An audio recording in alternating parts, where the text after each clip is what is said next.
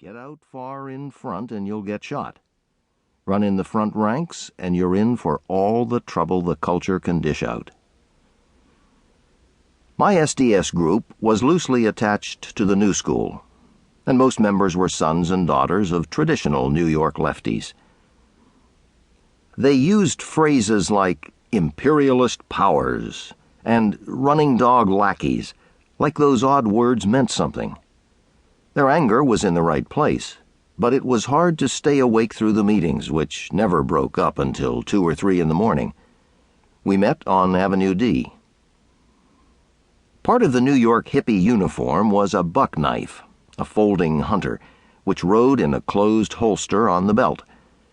I suppose the knife symbolized a sort of loft carpenter industry, a no-nonsense down-hominess.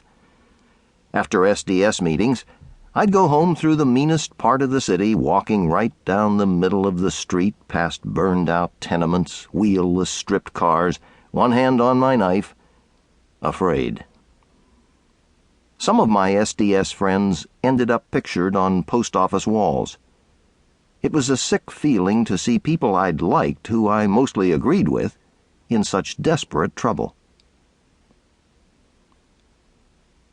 Demonstration mornings, Anne and I would assemble with all the others at 5 o'clock in Union Square.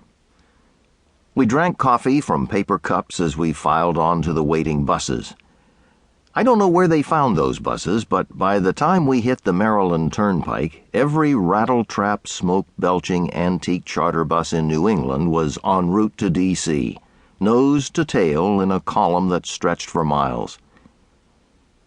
The sun hung in a steamy ball over Maryland's foggy green grass while terribly earnest teenage MOBE marshals advised us about tear gas.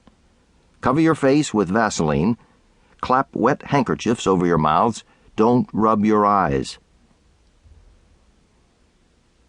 Friends had rented a big country house in New Hampshire, and 20 of us came together that Thanksgiving to wander their snowy woods, play music, fetch pitchers of hard cider from the barrel in the cellar.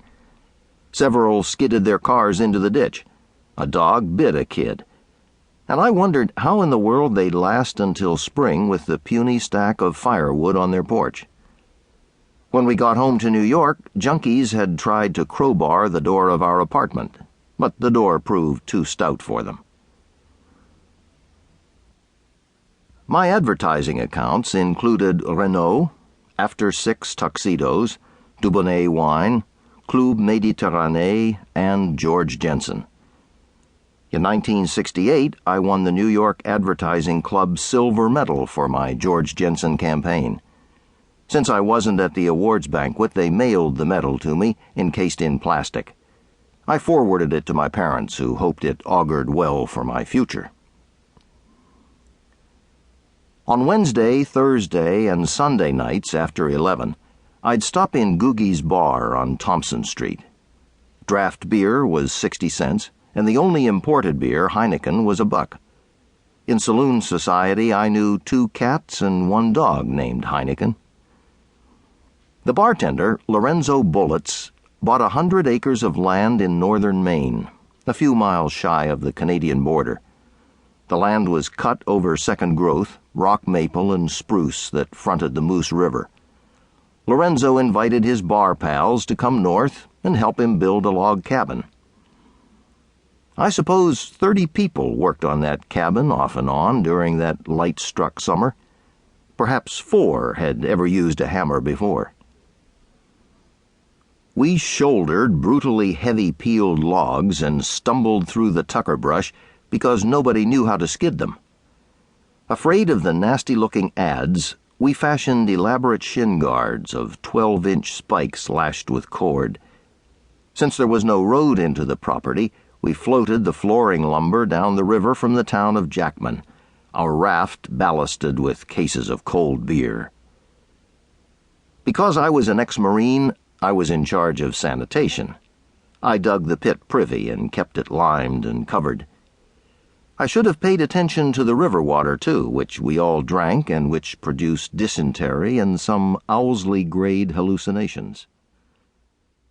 We were sitting around the campfire one night,